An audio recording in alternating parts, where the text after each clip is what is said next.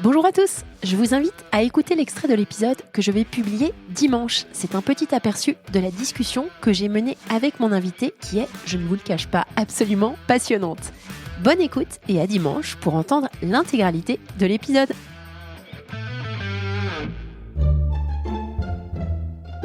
Solène Niederkorn vous propose FinScale, un éclairage sur l'innovation dans le monde de la finance, de la banque et de l'assurance.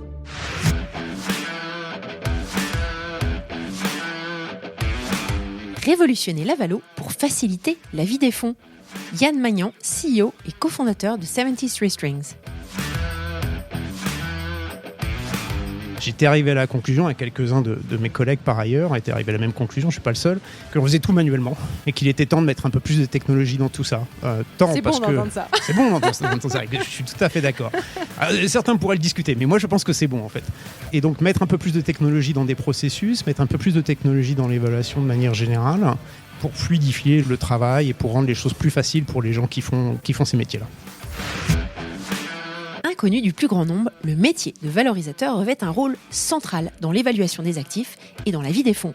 Pour bien saisir les enjeux de cette fonction critique, nous revenons avec Yann sur les concepts et normes en place dans différents contextes de valorisation, suivant les catégories d'actifs ou encore les géographies. Nous comprenons que le travail d'évaluation repose malheureusement encore sur des tableurs où le risque d'erreur et l'utilisation le rendent particulièrement inefficient. Et c'est là que ça devient intéressant. Des frictions, du risque d'erreur, des données à collecter et à gérer, du réglementaire et des processus fastidieux.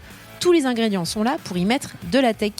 Nous étudions des cas concrets de calcul de VNI en VC et Private Equity et voyons où et comment s'inscrit la proposition de valeur de 73 Strings dans toute cette chaîne de la collecte de la donnée à l'évaluation. Yann nous parle de leur advisory board, des premiers clients comme Eurazeo, des fonctionnalités d'auditabilité, du modèle d'affaires et de leur relation avec toute une série d'acteurs, les service providers, les valorisateurs indépendants, les GP, les consultants ou encore les banques. Et nous terminons comme toujours sur la vision de cette jeune start-up qui a beaucoup à apporter à l'industrie de la finance, des entreprises en passant par les asset managers. Bonne écoute à tous!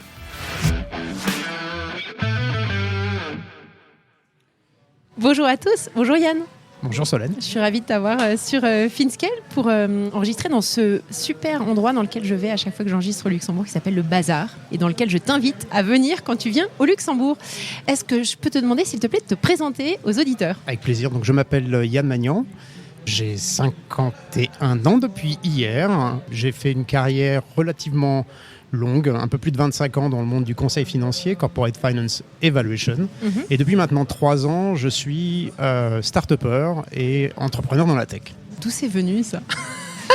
C'est pas immédiat. Moi, j'ai fait un move un peu similaire et c'est vrai que ça a été un processus finalement. Ça s'est pas fait du jour au lendemain. Ça s'est fait comment pour toi ? Alors, c'est effectivement un assez long cheminement. Le point de départ, c'est que je suis de formation ingénieur. Donc, j'ai toujours eu un appétit pour la technologie de manière générale. Appétit que j'ai pas pu satisfaire au début de ma carrière professionnelle parce que j'ai commencé directement dans l'audit et ensuite dans l'évaluation d'actifs. Donc, pas du tout dans la technologie.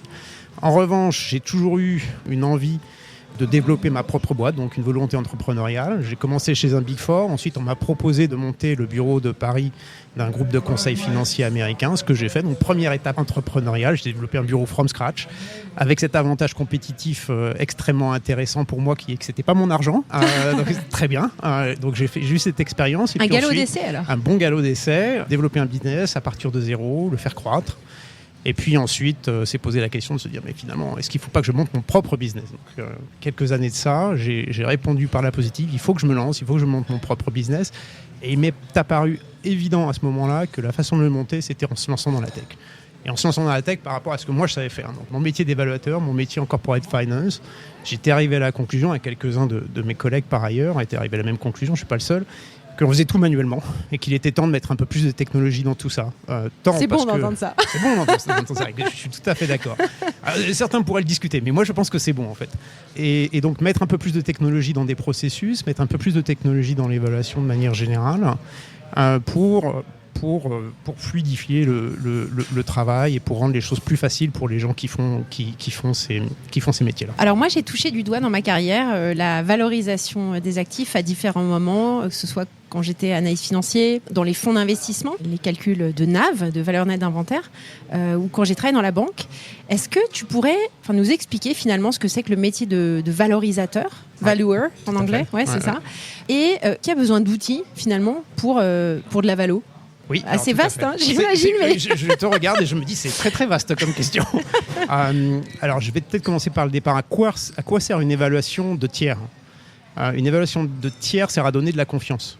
Quand on est analyste financier, on va effectivement donner la confiance à des parties qui vont transacter sur un actif. Quand on est évaluateur, type évaluateur indépendant, dans un cabinet de conseil, dans un cabinet d'audit, le travail que l'on va réaliser et l'opinion qu'on va émettre va servir également à donner de la confiance. Quand on est auditeur et qu'on revoit une évaluation, on donne de la confiance à des interlocuteurs sur la valeur de certains actifs. Donc ça, c'est le premier point. C'est effectivement à quoi ça sert. Ça sert à donner de la confiance.